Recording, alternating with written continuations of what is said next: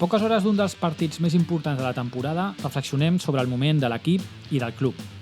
Sembla que d'una vegada per totes les coses comencen a rotllar o almenys el joc i l'intensitat tenen continuïtat i fa que els culers tornem a il·lusionar-nos amb l'equip.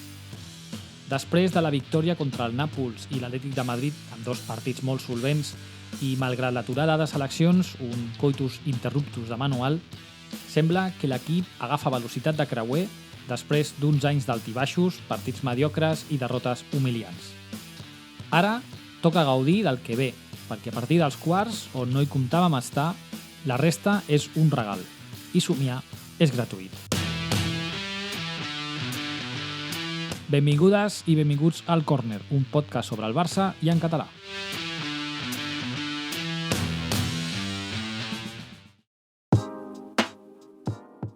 Si ara tenim com a nou enemic europeu el PSG, segurament no estic dient cap mentida. El que és la vida, ara mateix el PSG, entrenat per un exjugador i exentrenador del Barça, de fet, el darrer entrenador que ha guanyat la Champions amb nosaltres, i a més fent un triplet, Luis Enrique, cada vegada que surt a la roda de premsa, diguéssim que és el que es diu normalment, no? Que puja el pa. No? Jo, per altra banda, sóc molt fan de Luis Enrique. Jo crec que en alguns moments d'aquestes temporades ens hagués anat bé tenir un entrenador d'aquest estil i d'aquesta energia, no? De que el vestidor sentís que hi havia un líder i que no hi havia ningú, diguéssim, més amunt que ell, no? Dintre d'aquell vestuari. Però vaja, tot i així, com dèiem abans, a poques hores del partit més important de la temporada, de moment, ens enfrontem a casa contra el PSG després d'un partit d'anada molt bo, molt bo.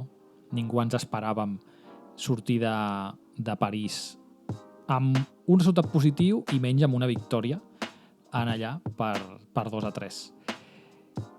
També és curiós que dintre del PSG hi trobem a Mbappé, no? Un possible futurible jugador blanc, i el nostre estimat i empanat Ousmane Dembélé, del qual no diré res més perquè ja li vaig dedicar un capítol quan va marxar o estava a punt de marxar, i que crec que és d'aquells jugadors que tant de bo passi sense pena ni glòria, almenys avui.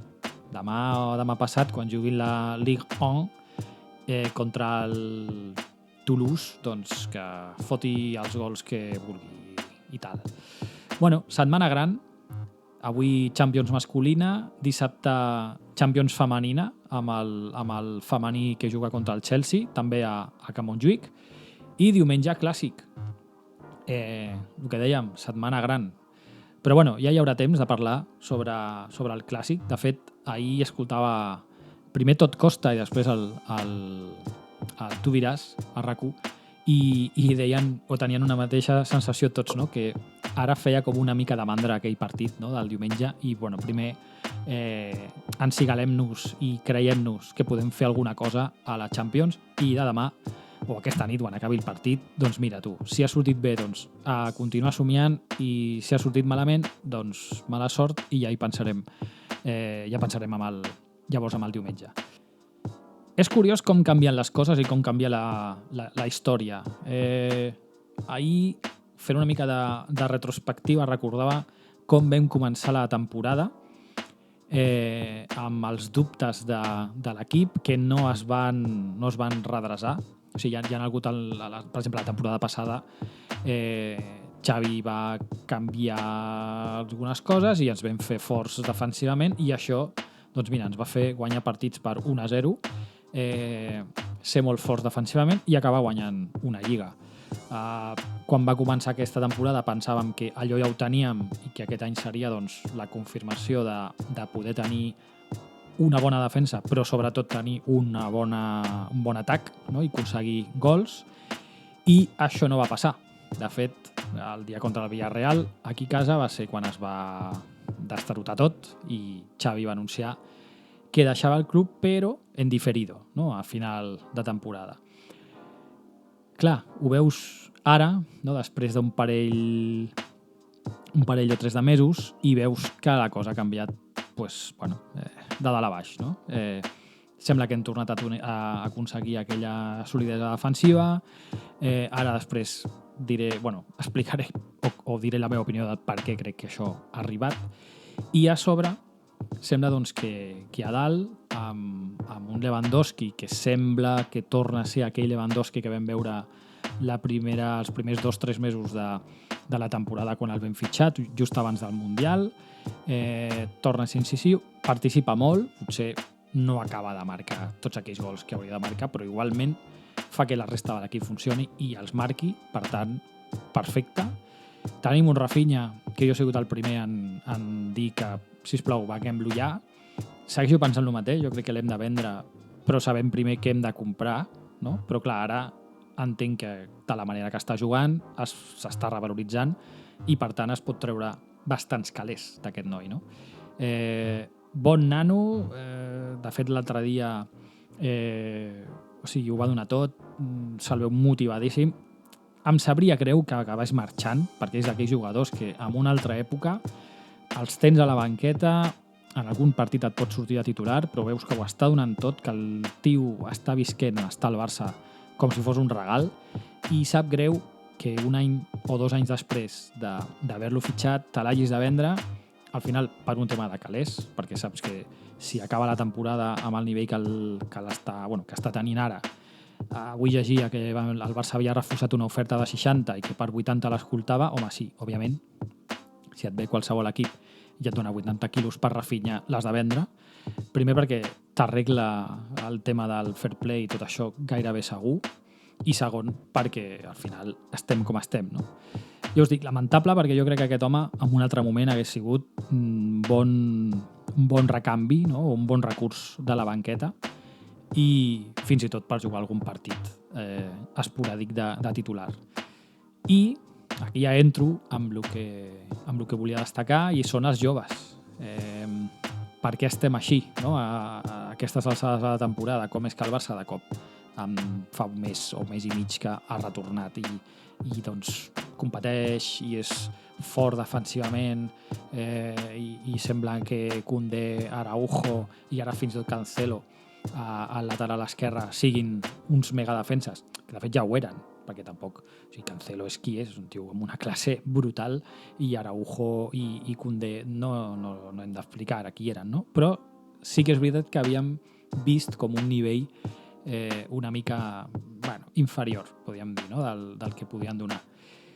Però ha estat arribar a Cubarsí i ser aquella pedra, no? Aquell element que equilibra tota aquella part de l'equip, no? Del camp, i gràcies a al seu equilibri, el que pot aportar amb aquestes passades, amb aquesta clarividència en el fer el que toca fer a cada moment, ha fet que la resta de la defensa, i jo diria fins i tot que l'equip, es recolzi amb ell i que l'equip jugui d'una altra manera totalment diferent.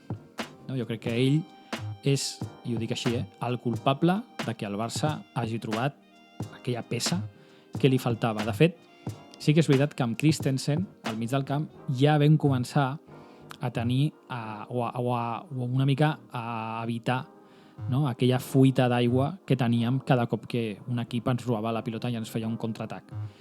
Aquell mig del camp, no? Just en el mig del camp, diguéssim, hi havia una fuita d'aigua que no parava ningú. Va ser ficar Christensen i és veritat que, home, no és un pivot, tindrà les seves mancances, òbviament, però tot i així ens ha servit perquè l'equip es tornés a edificar des dels fonaments, que és la defensa, no?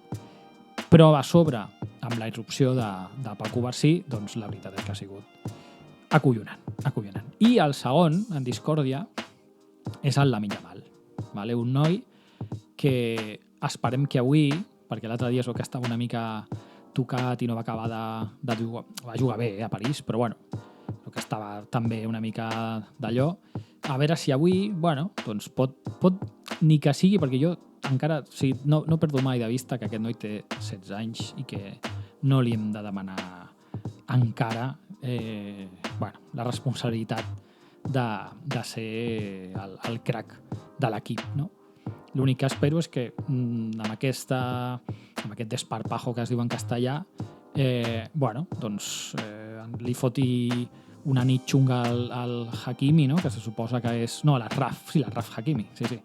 Que li posi les coses difícils, que no el deixi pujar tant com potser ell voldria i si fot un gol o fa una jugadeta, doncs mira, això que ens emportem i allò que anirà confirmant el que tots veiem, que és un jugador que si es cuida, si el cuidem, si no el cremem i no es crema ell i no el crema la societat o no el crema la selecció espanyola, tenim un crack de veritat pels pròxims anys, com era Messi, no comparant-ho amb Messi, no?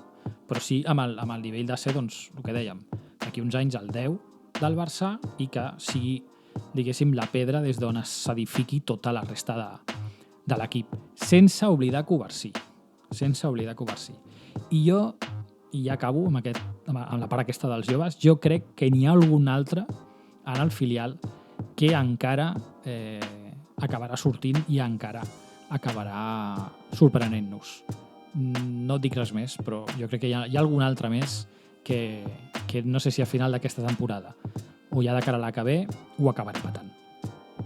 I per acabar, el tema del Xavi, no? El tema que Xavi marxi, que sembla que no hi ha cap canvi amb aquesta decisió. Jo he sigut molt crític amb ell. De fet, ja ho estava dient abans, no? Crec que l'equip va començar la Lliga bé jugant aquells 2 partits, no? Contra el Betis i l'Amberes, que van fotre 2 partidazos, i després la cosa va baixar en picat i no es veia que hi hagués unes ganes una manera de saber com redreçar aquesta situació. I llavors jo sempre he mantingut que si ell vol marxar, que marxi. Llavors jo, si fos el club, ja estaria pensant en un recanvi, però sí que és veritat, i amb això també hem de ser conscients, que en aquell moment doncs, les coses anaven molt malament i, diguéssim, tots veuríem bé o haguéssim vist bé que en aquell moment doncs, haguéssim fet fora Xavi i, no sé, hagués vingut un Márquez o un Flick, que no té equip, no sé, no? Que haguéssim vist amb lògica, no? amb bons ulls i amb lògica, que allò era el que s'havia de fer. Ara mateix, imagineu, ja ni guanyar la Champions, perquè jo això sí que ja ho veig. Gairebé diria que impossible, no? Que òbviament impossible no hi ha res perquè opcions n'hi haurien, no? Però molt difícil. Però vosaltres imagineu que avui guanyem, ens plantem a semifinals contra l'Atlètic de Madrid o el Borussia Dortmund i sona la flauta i passem a la final a Wembley i l'equip fa un bon paper, acabem perdent la final, però l'equip fa un bon paper. I sí que veus que des d'aquell partit contra el Nàpols i després contra l'Atlètic de Madrid hi ha hagut una progressió que no ha caigut mai i l'equip ha tingut un procés de millora. Hòstia, doncs en aquell moment potser et pots plantejar i dir escolta'm, Xavi, no sé, pensa tu, no? Vull dir, al marge de que puguis o no tenir un entrenador ja parlat o un parell, no? Ja mig tancats o mig emparaulats, no? Perquè al final, en principi marxa. Llavors tu has de preparar la temporada següent, no? I saber quins jugadors vol o quins vols tu, llavors li comuniques amb ell. Vull dir, això ja ho has de tenir tot plantejat, però imaginem que Xavi acabés fent un molt bon final de temporada. Qui millor que ell?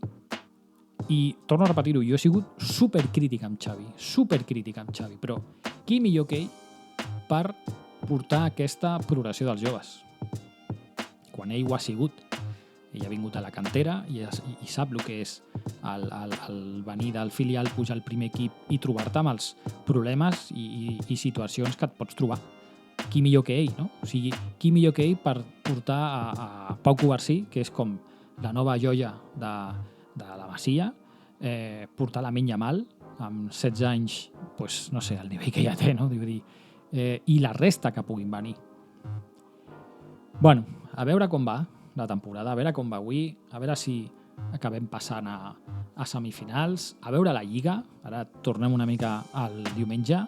Diumenge tenim clàssic, 8 punts de diferència, seguim imaginem que guanyem, ens fiquem a 5, Imaginem que el Madrid perd demà contra el City, l'eliminen de la Champions i nosaltres guanyem diumenge, es comencen a cagar, o sigui, ja sé que hem d'imaginar molt, però bueno, pot passar, al final tot pot passar.